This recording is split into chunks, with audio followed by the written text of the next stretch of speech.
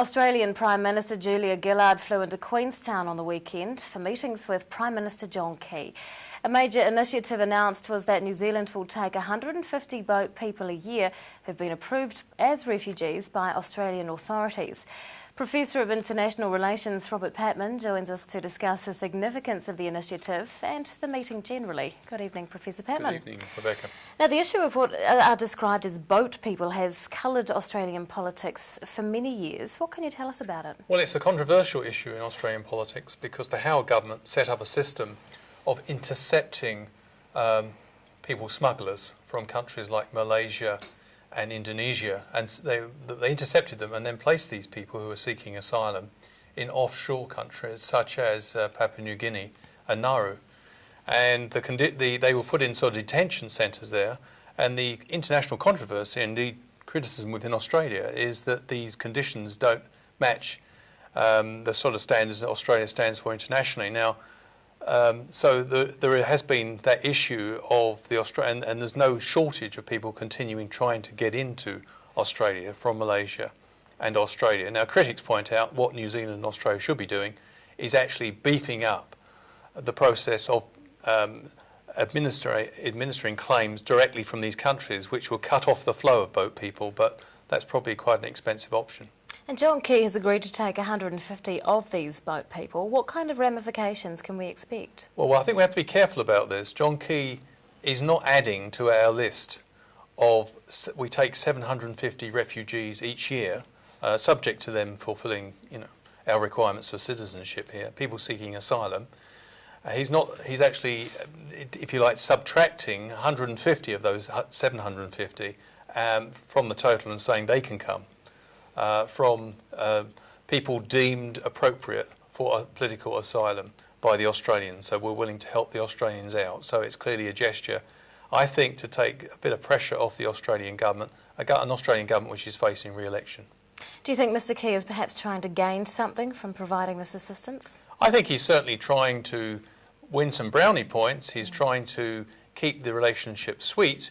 As Mr Key pointed out quite candidly, Australia is very important to New Zealand. It's the greatest source of external investment in this country. It provides the biggest number of tourists to this country, and it's New Zealand's #1 export destination. So there's lots of reasons why New Zealand probably needs Australia more than Australia needs New Zealand. That's the perception, I think, from Wellington.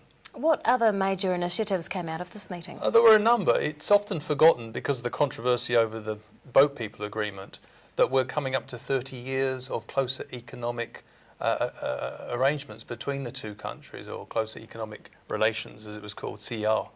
And there's been agreement between Mr Key and Julia Gillard to harmonise the mobile telephone roaming rate, which is widely regarded as exorbitant. So there's a joint crackdown promised. There's also a pledge to harmonise investment arrangements between the two countries so businesses can enjoy a level playing field when investing in each other. There's also an attempt to ease travel between the two countries, the wider application of the Smart Gate facility so that Australians can get to New Zealand quicker and vice versa, our citizens can get to Australia quicker. But, and here's the big but, Ms Gillard didn't respond to John Key's requests, if he made them, to improve the conditions of Kiwis living in Australia. At the moment, the Kiwis do not enjoy the same rights as Australian citizens, particularly in education and welfare. But I think John Key's mindful that Julia Gillard is not likely to move on that during an election year.